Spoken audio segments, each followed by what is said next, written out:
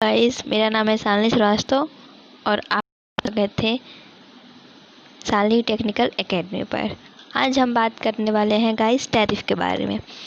Tariff क्या होता है? तो ये टैरिफ फ़ोन का टैरिफ नहीं है, ये टैरिफ है जो हमारे घर तक इलेक्ट्रिसिटी आती है और जो एनर्जी है उसको हम गवर्नमेंट को पे कैसे करें। मतलब कि इलेक्ट्रिसिटी तो हम यूज़ कर रहे हैं और उस अमाउंट को हम कितना पे करें। तो सबसे पहले इलेक्ट्रिसिटी के कुछ डिफिनीशन के बारे में जान लेते हैं, टैरिफ के डिफिनीशन के बारे में। तो टैरिफ से हमें यह पता चलता है कि जो अमाउंट ऑफ मनी है कंज्यूमर को, सप्लायर को कितना पे करना है for electrical energy available to them at their house. हमारे घर तक या हम तक जो इलेक्ट्रिकल एनर्जी पहुंचती है उसको सप्लायर को अमाउंट ऑफ मनी के रूप में हमें कितना पे करना है, ये होता है टैरिफ। अब एक फार्मूला होता है, स्टैंडर्ड फार्मूला होता है, देखिए ये है CAX plus BY plus D। अब देखिए C का मतलब होता है यहाँ पे टोटल कॉस्ट, ए का मतलब होता है कॉस्ट पर किलोवाट, एक्स मतलब होता है मैक्सिमम डिमांड, हम कितना मैक्सिमम डिमांड कर सकते हैं। बी का मतलब होता है cost per kilowatt hour. Y का मतलब होता है टोटल कंज्यूम्ड एनर्जी, मतलब हमने कितना कंज्यूम्ड एनर्जी का किया। डी का मतलब होता है फिक्स्ड चार्ज। फिक्स्ड चार्ज होता है कि जो भी इलेक्ट्रिसिटी हमारे घर तक आती है उसका चार्ज होता है, जो हम यूज़ करते हैं वो नहीं। अब बात करते हैं कि टैरिफ डिपेंड किस पे करता है। तो टाइप्स ऑफ लोड कितने प्रकार के होते हैं इस पे ये डिपेंड करता है। तो लोड 3 प्रकार के होते हैं। एक होता है इंडस्ट्री जो चलती है उसमें लोड बहुत ज़्यादा होता है, सबसे ज़्यादा लोड वहीं यूज़ होता है इलेक्ट्रिसिटी का, क्योंकि वहाँ पे बड़ी बड़ी मशीनें चलती हैं इंडस्ट्री में। एक होता है कॉमर्शियल, बड़ी बड़ी दुकानें, शॉप्स ये होती हैं यहाँ पे चलती, उसके बाद यहाँ इलेक्ट्रिसिटी ज़्यादा यूज होता है।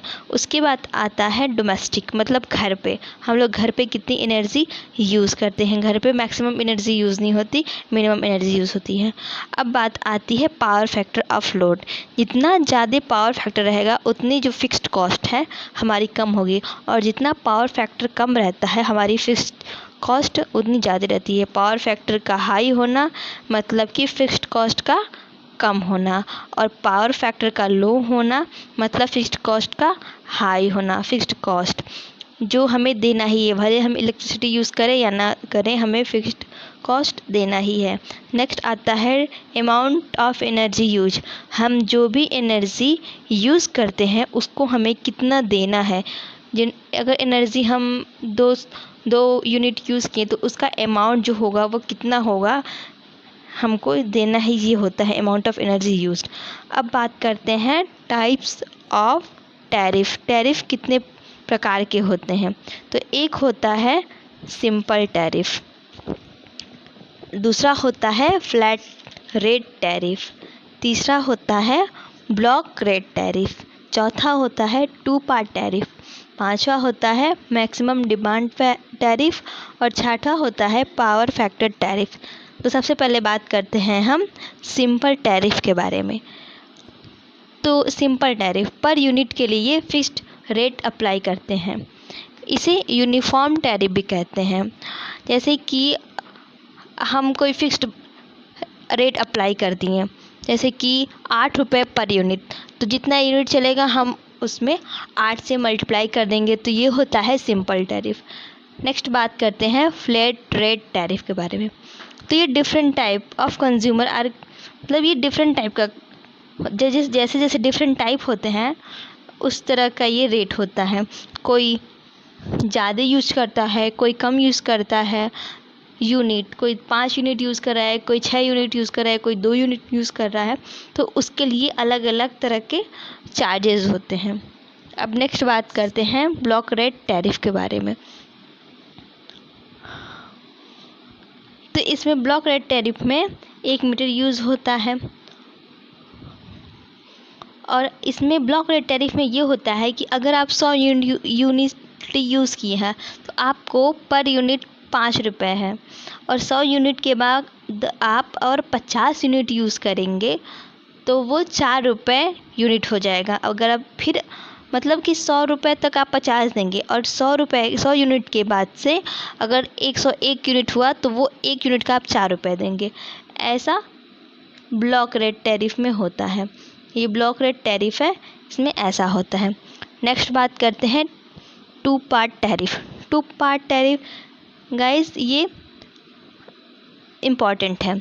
इसमें एक होता है फिक्स्ड कॉस्ट और दूसरा होता है रनिंग कॉस्ट। फिक्स्ड कॉस्ट तो अगर हम इलेक्ट्रिसिटी यूज़ नहीं कर रहे हैं तो भी हमें देना है, और रनिंग कॉस्ट इसमें ये होता है कि जितना यूनिट आप यूज़ कर रहे हैं उसको भी प्लस करना है।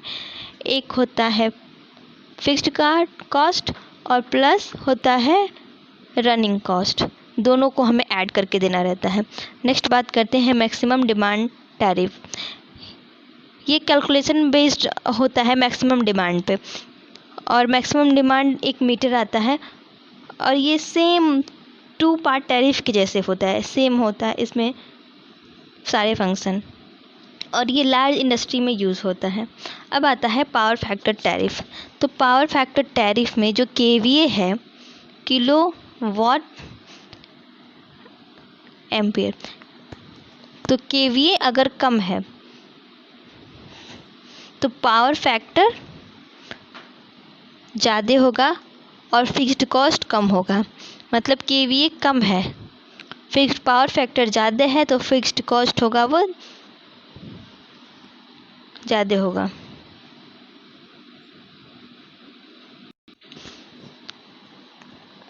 पावर फैक्टर अगर कम है तो फिक्स्ड कॉस्ट ज़्यादा होगा। Thank you guys. अगर वीडियो अच्छा लगे तो लाइक करिए, सब्सक्राइब करिए और शेयर करिए। थैंक यू, मिलते हैं जल्दी।